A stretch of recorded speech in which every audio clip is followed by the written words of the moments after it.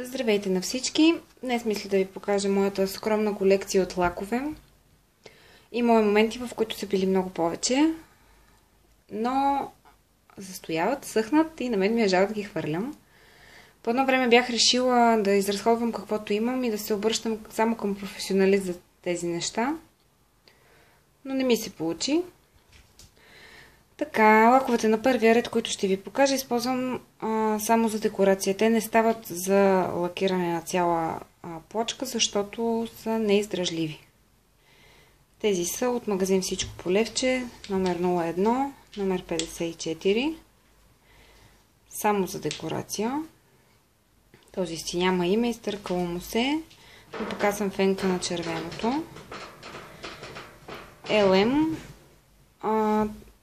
От квартално магазинче закупувам, абсолютно разочарование. Това е жив пример за нещо, което държа само заради опаковката. Не, че е някаква, кой знае каква хубава, но пък е лъскава и на мен ми е жал да го изхвърля. Кажете ми, споделете ми, как вие се справяте с тази мания да си държим боклуци вкъщи. Защото аз си складирам всевъзможни неща. Къса четка, блудкав, нищо не става от него. Миди. За този мога да кажа абсолютно същото. Така. Тези трите са с тънка четка. Много бързо се сгъсти този. Еври. И Кет Танк. Сигурно съм, че казах някоя глупост. Но броката не излиза. Като мажеш има много малко брокат. Като нанасяш. И си е безцветен лак. Може би с гъбичка ще се получи да нанасяш, но кой има време да се занимава с такива неща. Като и този. Много блед, много блудкав. Ти докато нанесеш 20 пъти, то формичката вече се е одебелила и не прилича на каквото си искал да прилича. На марката Ост. Номер 91. Тези са издръжливи. Още повече, че този е червено с златисто брокатено.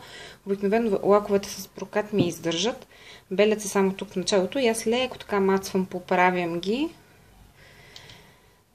И ми издържат по-дълго време. На Diamond Gloss един тъмно кафяв, който в момента не харесвам, но има моменти, в които го харесвам. Не е лош. Издръжлив е.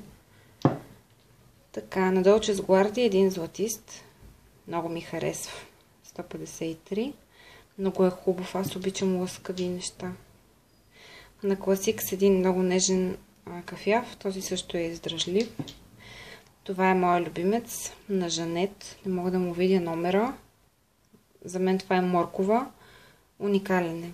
Той е издръжлив и цвета му е хубав и е лъскав. И това е моя фаворит, който не стига, че се е сгъстила ми на свършване и няма да го изхвърля, докато не си намеря същия. Така, на Яслов, червен брокат, лилав брокат, тези са издръжливи брокатените, по принцип. Така, на Кристал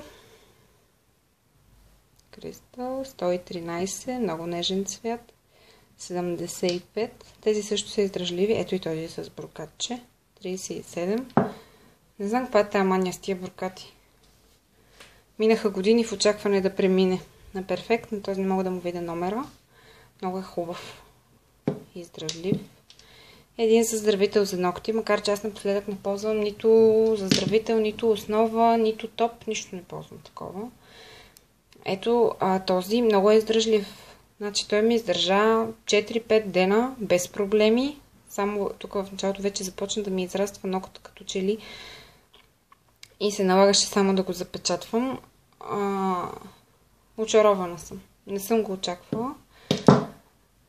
От този имах по-големи очаквания, но съм изцяло разочарована. На следващия ден след нанесенето той просто си се обели и си падна. И аз съм много разочарована. Обикновено брокатените лакове трудно се свалят. Изисква се усилие, за да ги свалиш, докато този си се обели, няма проблем. Ето този, с който съм в момента, на буржуа, който ми се падна от пинк с кутията. За 2 месеца им чувство, че се е сгъстил малко. Предполагам, че е нещо нормално, не знам. Просто му знам каква му е цената и Хубава консистенция има, четката е много хубава и удобна, дебела, лесно се нанася, лесно се маха, издръжлив е, чак 10 дена не, както пише тук, но е наистина издръжлив и го харесвам. Не, че бих отишла там 8 или 9 лева за лак. Така, на есен с един напукващ, с който не се справям. Той сигурно се е съсипал вече. Когато нанеса малко, ми се струва грозно. Когато нанеса много, изобщо не се напуква. И нещо не мога да се справя с него. На фармаси един синичък, много хубав. Имах момент, в който бях фенка на синьото. Така, на Катерин Арли. Не мога да видя къде му е номера, няма значение. Хубав е. Много сладурско розово, особено на много дълги ногти, стои много хубаво. Ето този ми е любим. Него си го взех за абсолвентския бал, за да ми ходи на обувките и на чантата и на червилото. И то му личи, че е така доста изстрадал, издръжлив много. И мисля да си купя същия. За разлика от този, който съм го ползвала 2 пъти и сигурно никога повече няма да го ползвам. Много блед. Много просто от един слой нищо, 2 слоя нищо и като нанесеш 3 слоя, ако имаш и основа, и топ, и то... Аз когато съм нанесла много лак, на мен ми се бели. Адски бързо. Направо съжалявам, че съм го купувала. На Golden Rose един черен с тънка четка, който го държа само заради четката. Фантастик. Номер 10. Този е симпатичен. Четките са им малко неудобни точно на тези. Разочарование е много блед. 3 слоя и може и да се получи нещо. Моите любимци на Golden Rose Rich Color номер 8. 2 слоя, много хубаво стои. Са необходими. Много са им удобни четките, много ги харесвам. Сравнително издръжливи са.